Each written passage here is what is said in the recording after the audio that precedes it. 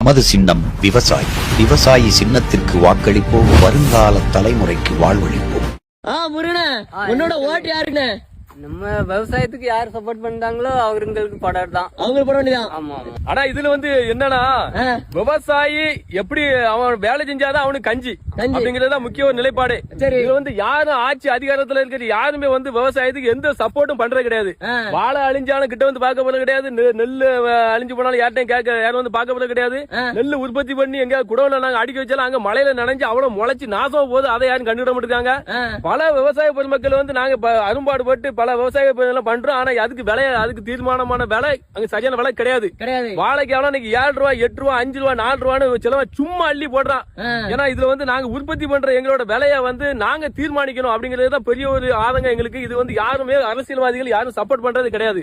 அது அவனுக்கு வந்தது அவனுக்கு தான் அப்படிங்கிற மாதிரி அவங்க போயிட்டு இருக்காங்க. வாழை இப்ப மேலச்சோடு பிராஞ்சர்ல ஏகப்பட்ட வாழை சேதம் அடைஞ்சு சரிஞ்சு போச்சு. அரசியல்வாதிகள் ரோட்ல நின்று அப்படி நின்று பாத்துட்டு போயிட்டாங்க. உள்ளே இறங்கி நின்று விவசாயிக்கு என்ன சேதம் ஆயிருக்கு அதெல்லாம் உள்ள நின்று அவங்களுக்கு ஒரு மன ஆறுதலுக்காக 4 வார்த்தைகளை சொல்லி நாங்க ஆளு கொஞ்சம் செலவு வச்சுடுங்க, அடுத்த கட்டத்துக்கு நகண்டு ஏதாவது முதலீடு பண்றதுக்கான தேவைகளை அவங்க பூர்த்தி பண்ணிருந்தாங்கன்னா மனசு சாந்தம் அடைஞ்சிருக்கும். அரசியல் தலைவர்கள்லாம் நமக்காக உதவி நிக்கிறாங்க அப்படிங்கிற ஒரு மன நிறைவு இருக்கும். அந்த ஒரு ஆதங்கம் ஒரு ஆறுதலான வார்த்தைகளோட சொல்லதுக்கு இங்க யாருமே முன் வரல. அப்படின்னா நமக்கு மேல தலைவர்கள் இருந்து எதுக்குங்கிற ஒரு கேள்விக்குறி இங்க விவசாய பெருமக்களுக்குள்ள பெருத்தோங்கி இருக்குது. எல்லாம் நம்மளுக்கு நம்ம தான் பாத்துக்கணும். யாரும் தலையிட முடியாது. வாழை அழிஞ்சு போச்சுன்னா நான் தான் பாத்துக்கணும். என் நெல்லு அழிஞ்சு போச்சா நான் தான் பாத்துக்கணும். நான் நெல்ல அறுத்து ஒரு இடத்துல குடோன் மாதிரி வச்சாலும் அதுல பூத்து அவ்வளவு அழுகி நாசமா போகுது. நான் இதை விளைய வைக்கும் போது நல்ல மனமா இருக்குது இந்த அரிசி. இது ஏன் ரேஷன் கடையில போய் நாத்தமா போகுது?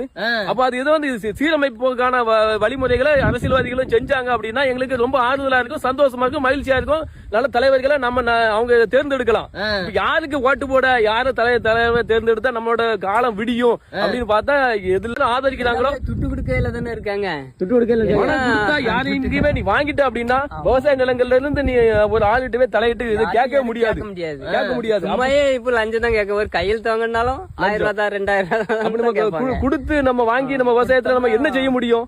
வாமட வளர்றது, தண்ணி அடைக்கிறது, இதுக்கு எல்லாமே மோட்டர் எல்லாமே நம்ம மோட்டர் போட்டு தண்ணி பாய்க்கிறோம். இதுல நம்ம என்ன லாபத்தை எடுக்கிறோம்? ஒண்ணுமே கிடையாது.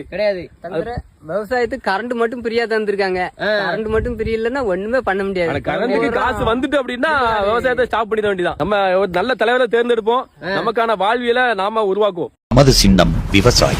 விவசாயி சின்னத்திற்கு வாக்களிப்போம், வருங்கால தலைமுறைக்கு வாழ்வளிப்போம்.